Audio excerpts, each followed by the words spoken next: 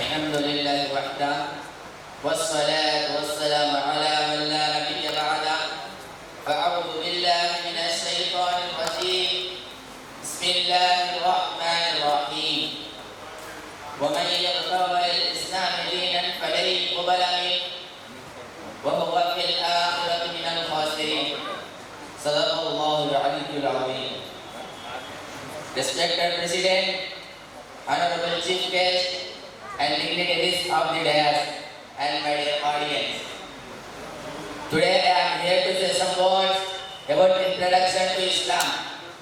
First of all, I would like to praise Almighty Allah subhanahu wa ta'ala who blessed this opportunity. Respected brothers and sisters, Islam is an Arabic word which literally means peace and submission to the will of Almighty Allah subhanahu wa ta'ala. Islam teaches us a lesson of peace, harmony and brotherhood, all sorts of extremism and bad deeds. Islam is not a new religion, but the same messages were preached by all earlier prophets, such as Hazrat Nuh, Hazrat Ibrahim, Hazrat Musa, and Hazrat Isa, alayhi wassalatu wassalam. But Allah's final message to the mankind was revealed to the last prophet Muhammad sallallahu alayhi wasallam as renewal of lost teachings of previous prophets. Because of this reason, the prophet Muhammad sallallahu alayhi wasallam was not founded a new religion, as many people mistakenly think so. So, my friends, it's sufficient to say that the way of Islam is the same way of all prophets. Because all prophets' teaching was that there is none worthy of worship except Allah. He is alone. His oneness should not be compromised by associating partners with Him. A person who submits his will to the will of Almighty Allah subhanahu wa ta'ala is called a Muslim. So, but listeners, let me tell you that Almighty Allah subhanahu wa ta'ala gave all previous prophets a book, Suhuf. Same as Almighty Allah subhanahu wa ta'ala revealed the last and final book to the last prophet Muhammad sallallahu alayhi wa sallam. But all the previous revelation before the Holy Quran was centered on only one particular group of people and particular period of time. But the last and final revelation of the Holy Quran was not only for Muslims and Arabs, but it was sent for the whole of the mankind, as Allah subhanahu wa ta'ala says in Surah Ibrahim. Alif Lam Ra, Kitabun anzalnahu ilayka litukhrijan nasa min adh-dhulumati ila an-nur. It means a book we have sent down to you that you may lead out of darkness into the light. The Holy Quran is the most sacred book among the scriptures of Islam. All the words of the Quran are the words of Allah. No change has been made since it was revealed. So, my audience, Almighty Allah subhanahu wa ta'ala says in Surah Al-Fatir, وَإِن مِّنْ أُمَّةٍ إِلَّا خَلَا فِيهَا نَذِيرٌ. There is not a nation and tribe without a warner, having lived among them in the past. And Allah also says in Surah Al-Ra'd, وَلِكُلِّ قَوْمٍ حَادٍ. And to every nation, we have sent a warner. So, but dignitaries, you know very well that all previous messengers who were sent on only for their people, nation and tribe, their messages were to be followed till a particular period of time. But the Prophet Muhammad sallallahu alayhi wa sallam was the last prophet of Allah subhanahu wa ta'ala. He was not sent on only for Muslims and Saudi Arab, but he was sent for the whole of the human beings, as Allah subhanahu wa ta'ala says in Surah Al-Anbiya,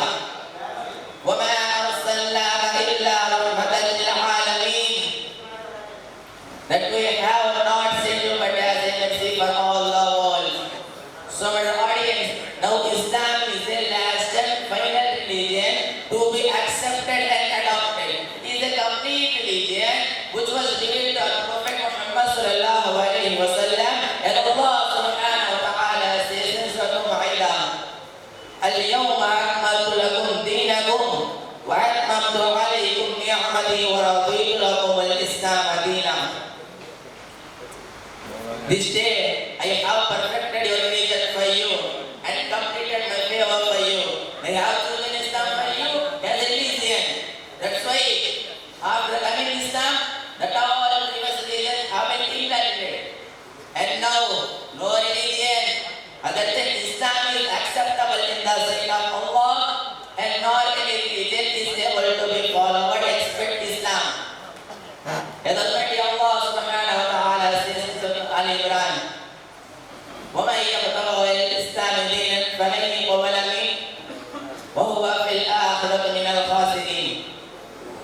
And whoever desires other than Islamic religion, it may never be accepted from him. And in the hereafter, he will be in the loser. In another place, Almighty Allah subhanahu wa ta'ala says, إِنَّ الدِّينَ عِنْدَ اللَّهِ الْإِسْلَامِ. It means the religion in Allah is Islam. So, brothers and sisters, I want to conclude my speech. So pray to Allah that may Allah give us tawfiq to follow the teaching of Islam, never is thereafter. Ameen. Wa akhiru da'wana alhamdulillahi rabbil alamin. Assalamu alaikum wa rahmatullahi wa barakatuh.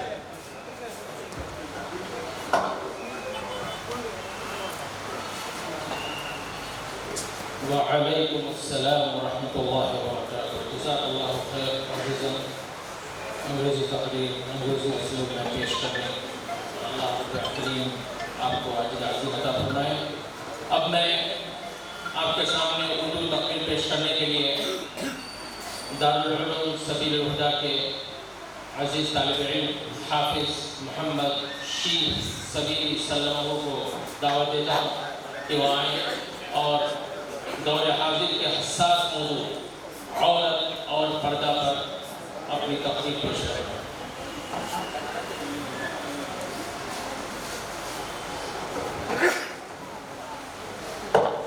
السلام علیکم. ہمارے سامنے جو ہمارے معزز علماء اکرام جو بہت دور دراز سفر کر کے تشریف لائے ہیں، ان سے مدیبانہ گزارش ہے کہ وہ اوپر آ کر اسٹیج کی زینت کریں.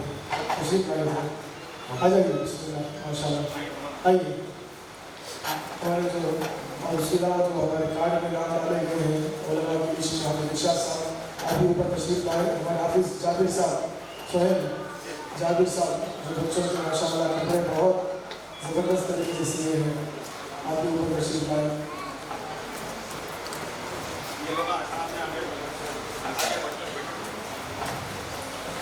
اس طرح بیٹھ جائیں. ٹھیک ہے.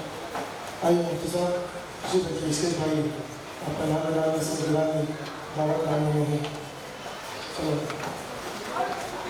الحمدللہ رب العالمین والصلاة والسلام على سيد الأنبياء والمرسلين محمد وعلى آله وأصحابه أجمعين وبعد. فأعوذ بالله من الشيطان الرجيم. بسم الله الرحمن الرحيم.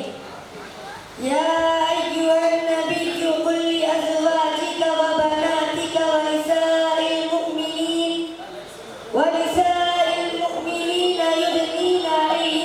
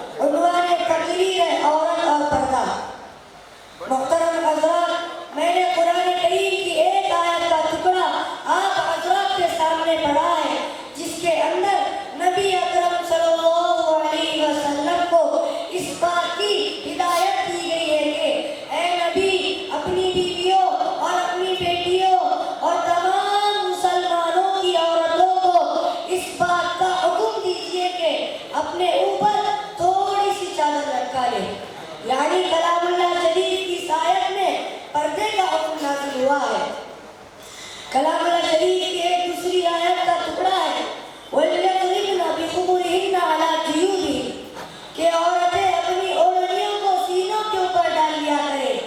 اس آیت سے بھی پردے کی جانب اشارہ ہے۔ مگر دوستو، جب مذہب اسلام کے روشن ستاروں سے کفر و الحاد، ظلم و جہالت کے بادل چھٹے، بے غیرتی اور بے حیائی کی تاریکیاں ختم ہوئی، قرآن پاک کے عدل و انصاف سے باطل کے لہراتے جھنڈے گر پڑے، مظلوموں اور بے قصوں کو مساوات اور برابری کا درجہ ملا، خاص طور پر ان عورتوں کو جو ظلم و ستم کی چکی میں پس رہی تھی، مسائل و آلام کے پہاڑ ان پر توڑے جا رہے تھے۔ اسلام نے ان کو ذلت و پستی کی غار سے نکال کر بلندی پر پہنچایا۔ ظہور اسلام سے لے کر صدیوں تک مسلمان عورتوں کی بڑائی کی گیت گائے جاتے رہے۔ اگر تاریخ کے اوراق کھولے جائے تو غیر مسلم عورتوں پر مسلمان عورتوں کی فضیلت اور برتری دکھائی دے گی، لیکن دیکھتے ہی دیکھتے پوری دنیا میں شیطانی ڈنکے بجنے لگے۔ مسلمان عورتوں کو مکاری و عیاری کے بندے میں پھنسانے کے ارادے ہونے لگے۔ مسلمان عورت کو اس کی گھر کی چار دیواری سے نکال کر شارع عام پر بدنام و رسوا کرنے کی انتم کوشش کی گئی، اسے شمع محفل بنا کر درندہ صفت انسانوں کے حوالے کیا گیا۔ پردے کی مخالفت میں لاکھوں زکوٰۃ سیاہ کر دیے گئے۔ ان کی صرف ایک ہی سزا تھی کہ پردے کے گریبان کو چاک اور ریزہ ریزہ کیا جائے اور عورت کو بے لگام اور بے حیا چھوڑ دیا جائے، وہ جو چاہے دل کھلائے۔ چنانچہ خواہشات ان پٹوں کی آرزویں پوری ہوئی اور انہوں نے آہستہ آہستہ مسلم خواتین کو بہکا لیا، اور مسلم عورتوں نے بھی پردے جیسی عظیم نعمت کو پیٹھ پیچھے ڈال کر مردوں کے ساتھ کاندھے سے کاندھا ملا کر چلنا شروع کر دیا۔ پھر نہ پوچھئے کہ اسلامی معاشرہ کن کن خرابیوں سے دوچار ہوا، کتنی مصیبتوں آفتوں کا سامنا ہوا۔ بدکاری و زناکاری عام ہوتی چلی گئی، مکانوں، دکانوں، بستیوں اور بیابانوں میں برائیاں ہی برائیاں نظر آنے لگی۔ محترم دوستو، اگر اسلام دشمن طاقتیں یورپ امریکہ پردے کے خلاف نعرہ بلند کرے تو اس پر بھی ہمیں کوئی تعجب و حیرانی نہیں، چونکہ اسلامی تعلیمات کو ہر طرح سے بدنام کرنا ان کا شیوا بن چکا ہے۔